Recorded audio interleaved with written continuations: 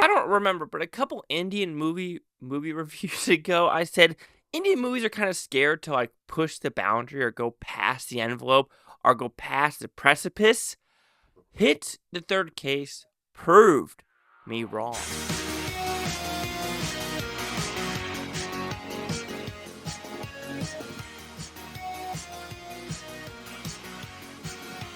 Chase Lee Hockey here with the Blue Futon reviewing Hit the Third Case.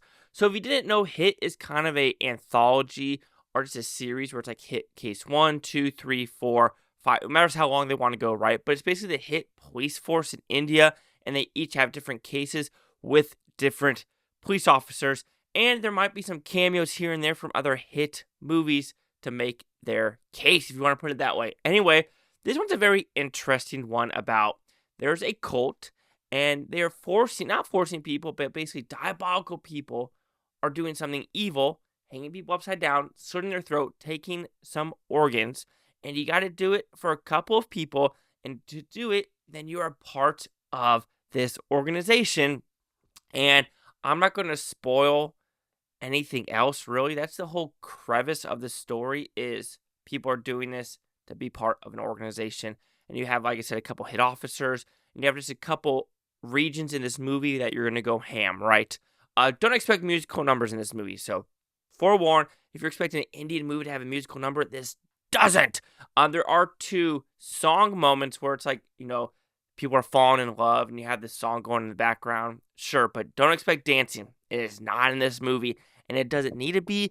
And if they put it in this movie, it would have completely thrown the tone away, because, no, the tone in this one is diabolical. It's evil. It's bloody. I'm going to say it's nonstop, because there are a couple moments where you're like, what's going on here? Are the love interests like, do I really care about the love interest right now? And the answer is no. I want the third act to come. And when the third act comes, it is bonkersness. It is bloody, gory. There's a fantastic water in a hallway where you're just like, because I was like, wait a minute. This is going to be a wonder, isn't it? Then it slowly becomes a wonder. Yeah, there are good moments where the camera's moving back and forth, but it doesn't stop. You're like, yeah. There might be, some cuts here and there, but it was like, yes, they are very minimal editing in this part. And there is an action set piece at the very end where it's chaotic. It is fucking chaotic, where there's people shooting, stabbing, throwing, everything, and it's all close, hand-to-hand, camera. And some people might not like that. But I really did like that, because it was something different where you're like, oh, we are in the action. Yeah, you can sometimes it's fun to have the scope, but this one was edited in such a way where you're like, I'm in the shit, I'm seeing the shit, and we're enjoying the shit together. Even though enjoying is probably not the right word, because when I say it's diabolical, the CTK, it's diabolical. When it comes to that. All right, but leading up to Act 3 is pretty good. And there are some things in this movie where really struck me the right way. For example, mob culture. And what I mean by that is, we have it in America, they probably have it in India. If something happens, the Muslims get in a mob and they go crazy. Here, the Democrats get in a mob and go crazy. And which also the Democrats are also going to be mad about Act 3 in this movie, because they're going to be like, but due process for these CTK people. They need due process. Okay, but what I mean by that is kind of shocking, where someone does something evil, does something wrong, murders something, but people in the culture will still back them because of religion, because of Muslimality, because of color of the skin, because of political gain. And I find that so horrible for society. I don't care who you are. If someone tries to hang someone up upside down, slashes them in the throat, or if they are in that mob of protecting that person doing it, you deserve to be punched, beaten up, get thrown in jail for being accomplice to murder. But people in that mob mentality don't care. They go, he's Muslim, I'm Muslim, must protect. He's a Democrat, I'm a Democrat, must protect. Color of the skin, I must protect. And it's just like, yeah, I don't like that whatsoever. If someone does something bad, shame them for it. And this movie really does it. And I know for a fact now, because I'm an American, that the Democrats are kind of like, oh my God, with this El Salvador thing, it's like, he's a wife beater. His wife pleaded. He's a human smuggler. What else does he do bad? And it's like, yeah. So they're like, So it's kind of the same way where it's like mob culture in life needs to stop.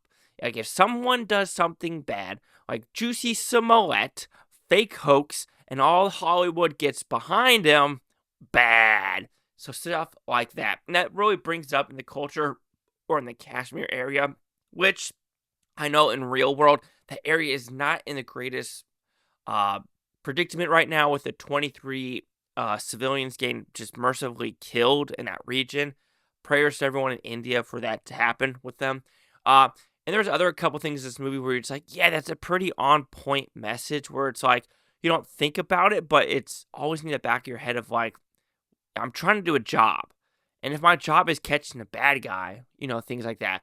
But there is a good subplot too, pretty funny subplot about, the main cop and his dad and trying to get a girlfriend and what that leads to. I found getting that, arc was pretty good. And there was something in the movie too where you're like, oh shit, is this person actually a bad guy?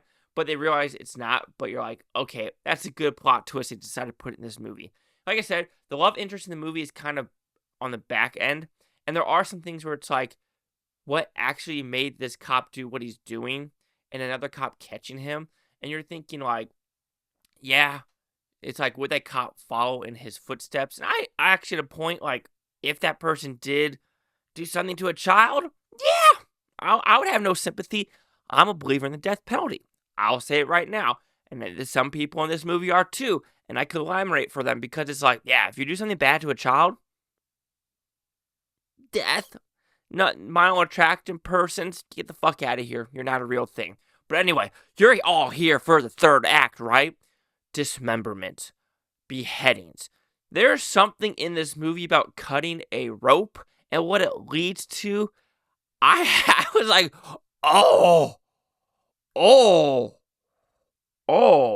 And I was like, I didn't think it was going to go there. And it did.